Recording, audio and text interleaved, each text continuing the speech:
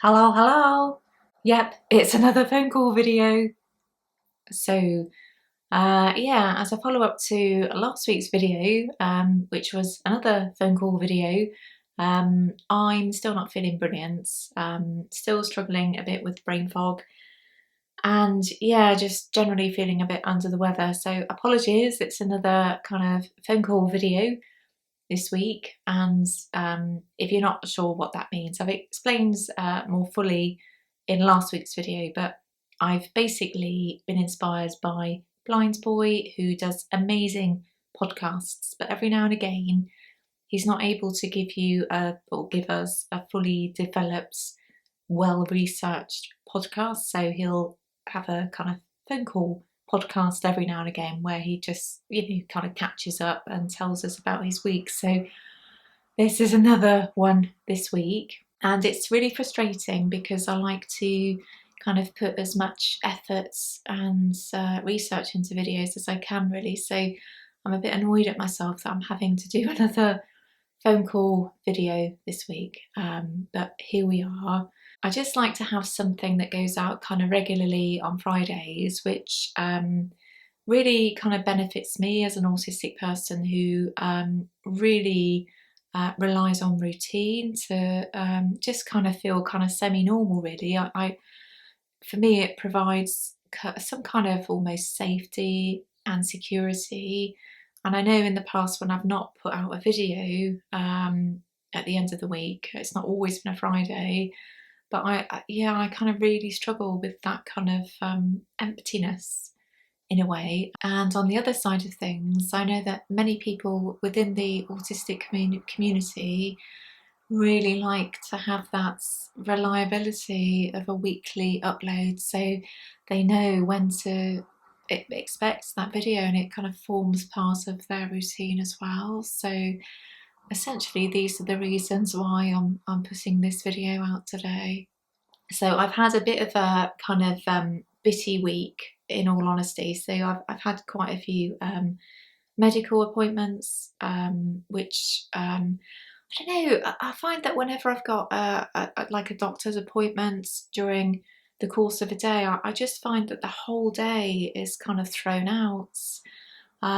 Even if it's a morning appointment, I just find that I'm not able to kind of get back into the swing of things very easily. And we've had really hot weather again this week, and I did a moan about summer a few videos back, so I'll link that below if you've not seen it. But I really struggle with hot temperatures, and we've reached 30 this week, which has been really challenging. But thankfully we're back down to about 20 today, although it's still feeling really quite humid. And I had an ECG done this week, and I'm going to have like a portable ECG next week, which is just fascinating, really.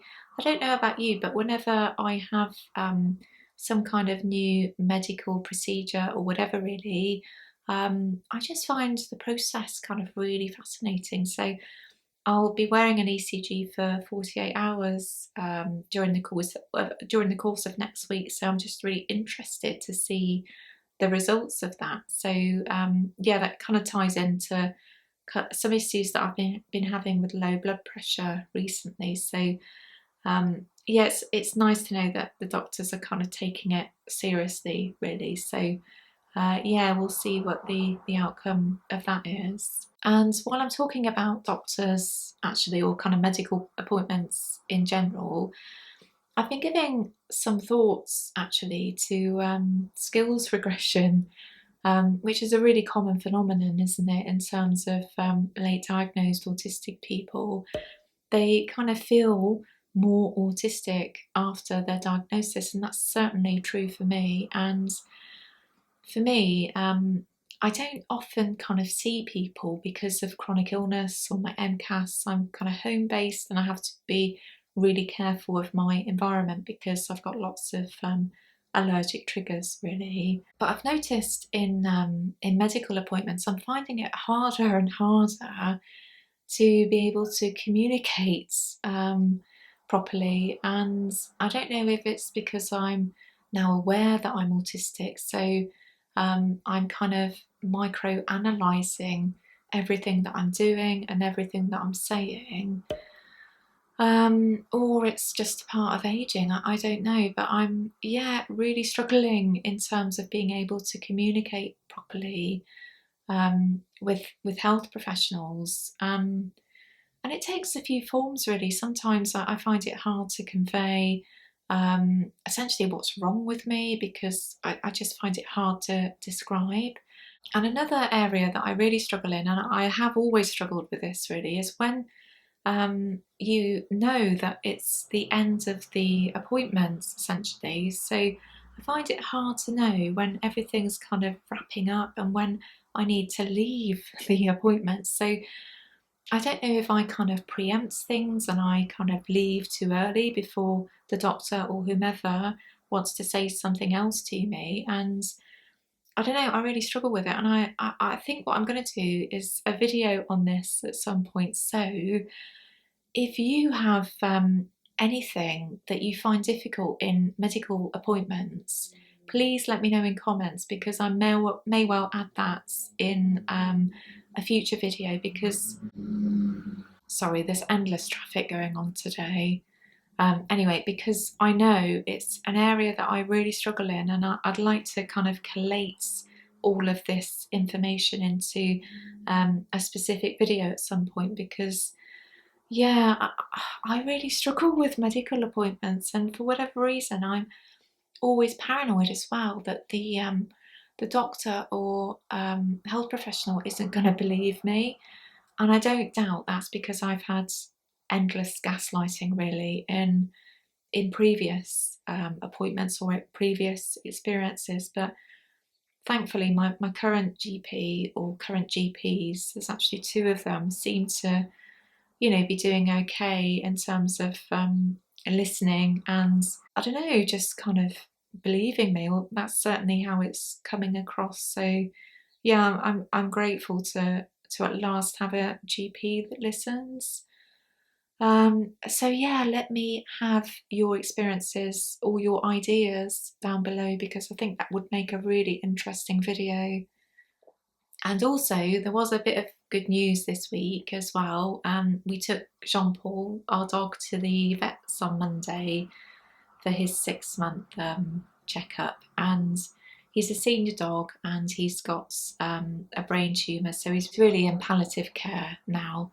And yeah, the vet was just really pleased with his progress, because he was really struggling in terms of weight, or trying to keep weight on 6 months ago. But we were able to deduce that he was kind of intolerant to one of his meds. So he's been able to put all of his weight back on, and he's just a really happy dog. So I think the vet has a bit of a soft spot for him. And I think it's because he is a really tough character to break, in that lots of people don't like him because he's not a very friendly dog. And my vet has actually made reference to the fact that she thinks he may well be neurodivergent, which I can understand actually, because he's really not a social kind of dog. He's very set in his ways. But yeah, it was just really nice to hear some kind of positive news, because we were really worried about him 6 months ago, and I never thought in a million years he'd be here today, and particularly not being kind of so well, really. So as the vet says, he's a really unwell dog, so that was really lovely to hear. Ooh, feeling quite lightheaded now. But anyway, this week well, not this week actually, it's been over the last few weeks, I'm slowly coming to the realisation that I'll probably never be a full-time sculptor again. And if you're not aware, I am a sculptor, and I make these models in the background here. And I should mention this with a bit more frequency actually, because I often have comments about my models, and a lot of people think that they're collectibles, which I guess they are in a way, but they are my own creations, and that's why they're in the background, in case you're wondering. And I love sculpting models of people, but I've not been able to do it for almost a year now because of just being able, I react to so much stuff, and I'm trying to minimise stuff that I react to. So sorry about the background noise. But anyway, I'm trying to minimise stuff that I react to within my environments, and polymer clay is it has a distinct smell, and I worry about the colour pigment going into my skin, and I can't use gloves, so it's a really tricky kind of balance, really. So I'm trying not to be too despondent about it, and I hope to, be able to sculpt a model here and there in the future. So instead, what I'm trying to do is think of other ways that I can be creative and express myself as an artist. And you'll probably know, if you've followed this channel for any length of time, that I put in kind of rubbishy cartoons into my videos. It's really to represent my inner child more than anything, but I'm very aware that I would really like this style to progress and evolve into a visual language that represents me as an artist. So over the last week or so, I have been experimenting with the character design of inner child Lizzie, and I've still got a way to go on this. But yeah, I like where it's heading, and essentially I want to develop a drawing style that is representative of my sculpting style. So there's a real kind of there's a real coherence between the two, and they look like they belong together. So yeah, it's good. It's a long journey, but I'm pleased to be kind of making some steps towards that now. So basically, I just need to master what's it called? Procreate.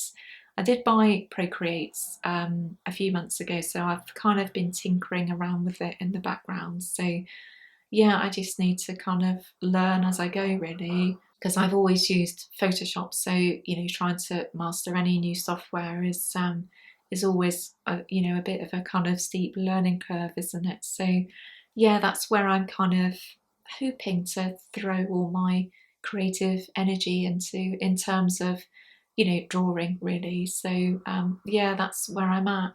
I am sad about clay disarray, I have to say, because I'm itching to get back to my clay desk, and I don't doubt I will be able to sculpt here and there, but yeah, it's kind of dawning on me that I'm unlikely to be a full-time sculptor again, which is sad. But I often think about when I went for my interview at art school. I went to Birmingham Institute of Art and Design, and at my interview, one of the guys who interviewed me must have been into his late 60s, and he said that he was always reinventing himself as an artist or illustrator, and I really like that idea. It's not about saying goodbye to creativity, it's a really evolving and reinventing yourself, really. And I'm really trying to kind of tap into that now, instead of being too despondent about my clay work, really. So anyway, I think that's going to be it for today, because I'm feeling quite lightheaded. I do hope to bring you a more put together video next week. There are two videos in particular I want to make, and one is diagnosing my dead parents as autistic. I've just been giving a lot of thoughts as to why I think they could well have been autistic. And the second is about visual processing differences in some autistic people, which I'm finding really interesting right now. So it's a case of having to research that one, and I find researching quite difficult at times, which I'll talk about in a different video. So yeah, that's where I'm at the moment. So hopefully next week's video will be either one of those themes, probably about my parents, but we'll see. So anyway, I hope this video hasn't been too incoherent. I don't think it has.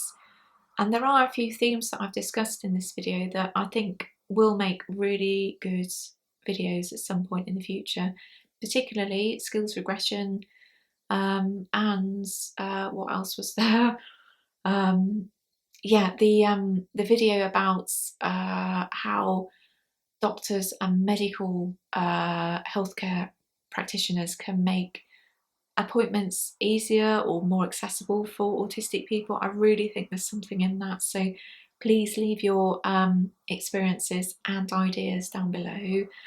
And I hope to be back with a more coherent video next week. So thank you for watching. Give it a like if you got this far, and I'll see you again soon.